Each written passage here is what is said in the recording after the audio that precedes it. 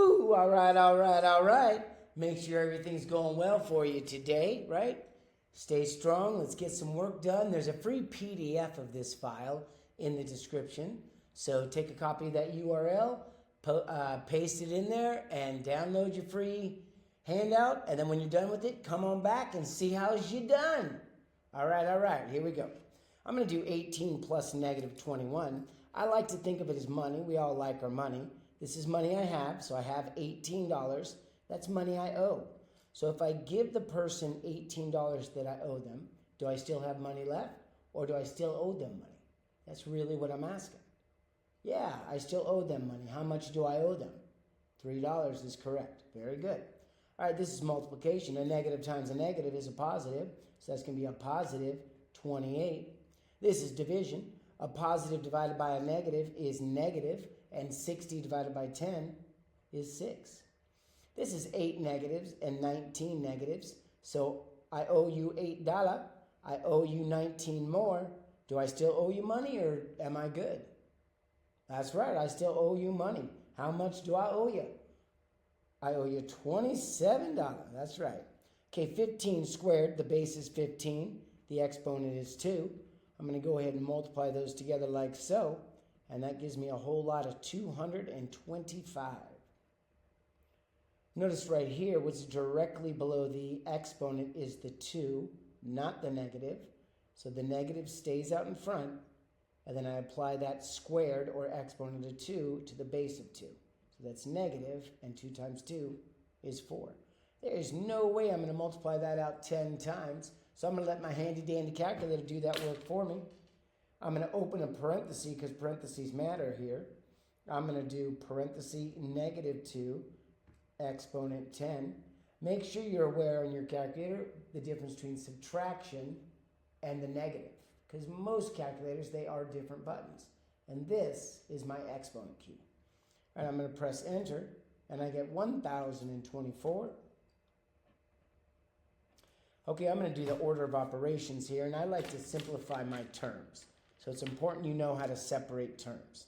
Terms are separated by addition and subtraction.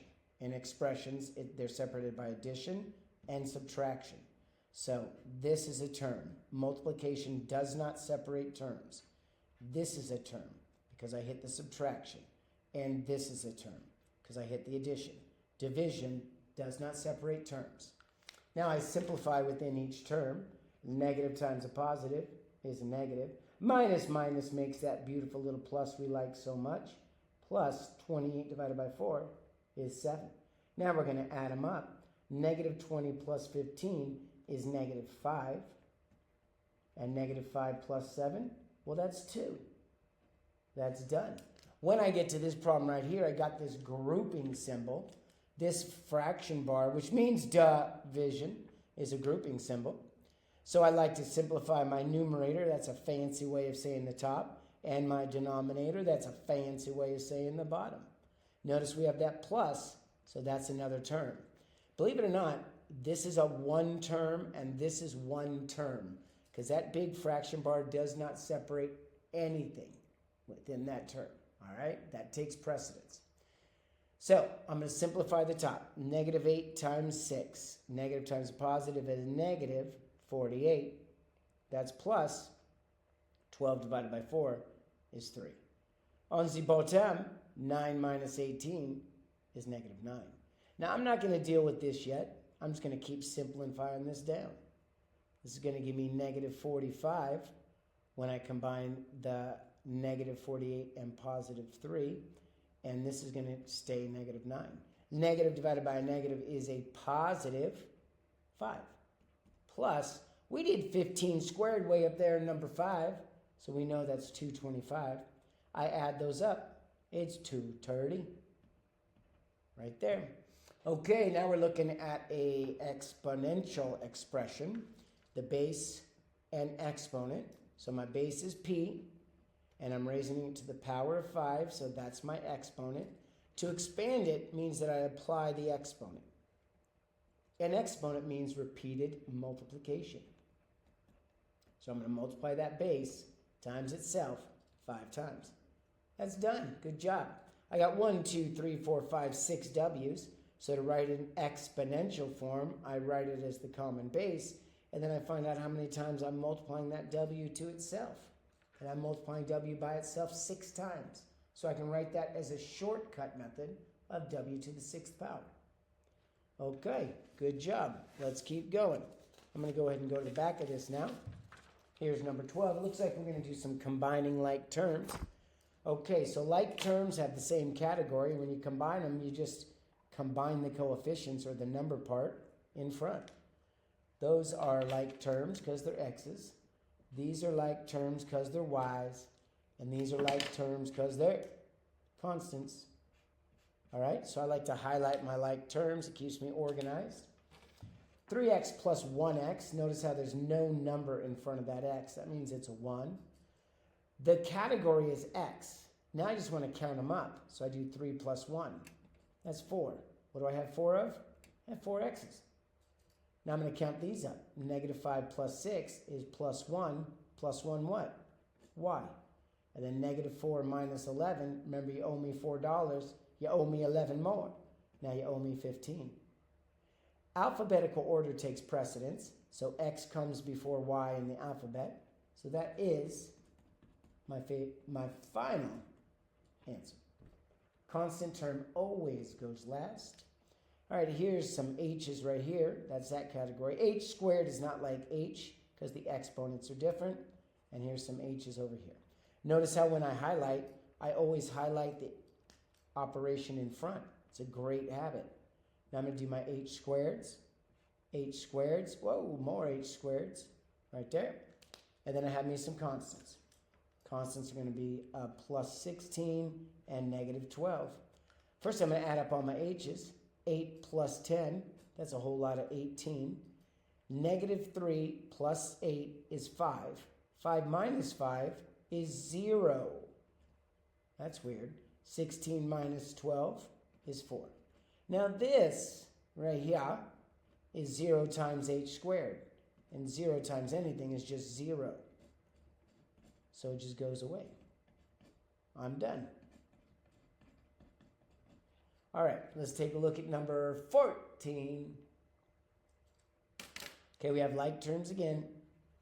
A's and A's. Again, notice how I always highlight that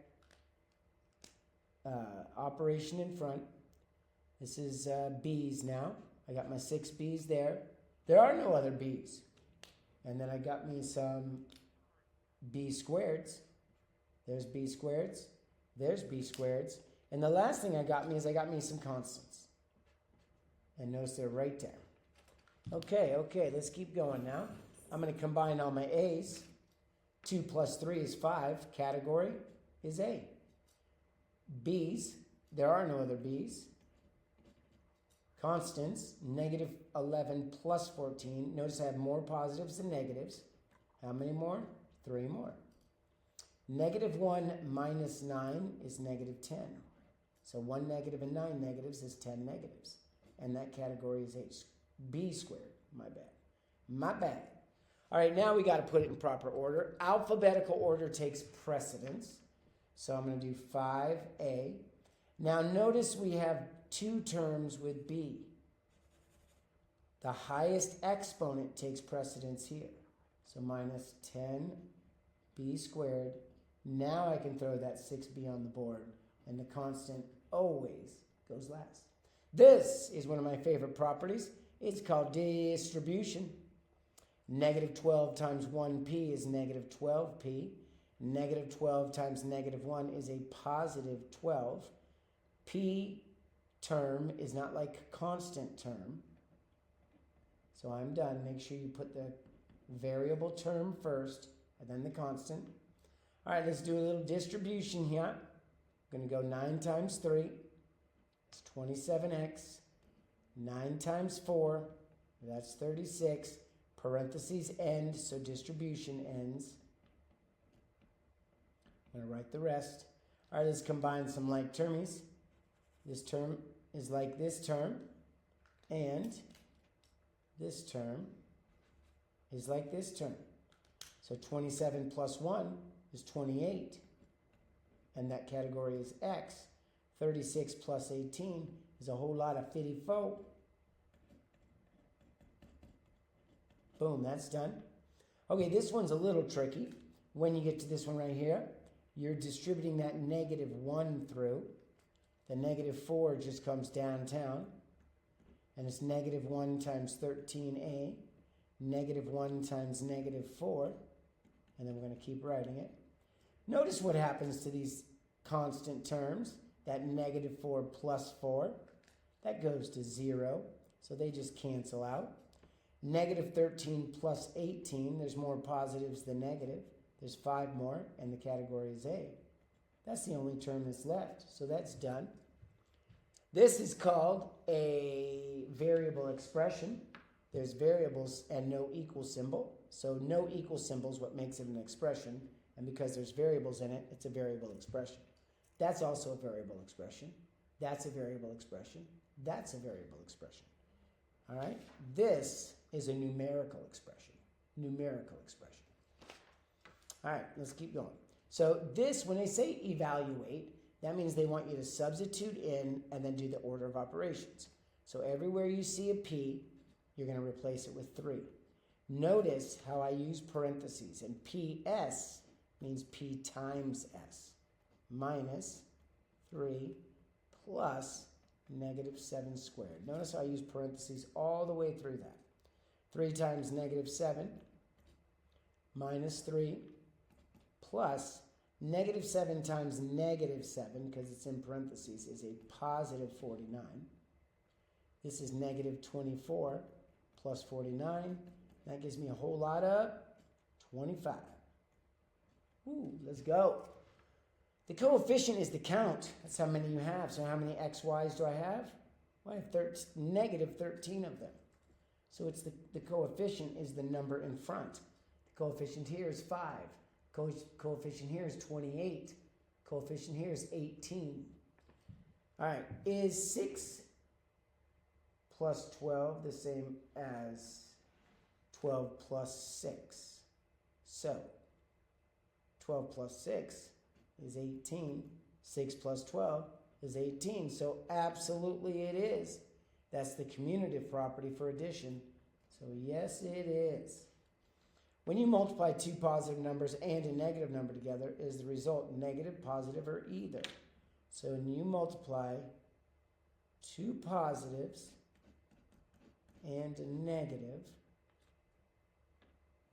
all right, well, a positive times a positive is positive, and a positive times a negative is negative. So I'm going to say negative. Whoa, that's a lightning bolt. Negative. All right, good job, everybody. This should be getting really good by now. I mean, you should be doing well, really well. If you're focused, you got all your distractions out of the way, then you should be getting better at your math. All right, remember, math should be done every day with focus, determination, fortitude. Create good habits, and you will do well. It's great to have you here today. Stay strong. Bye.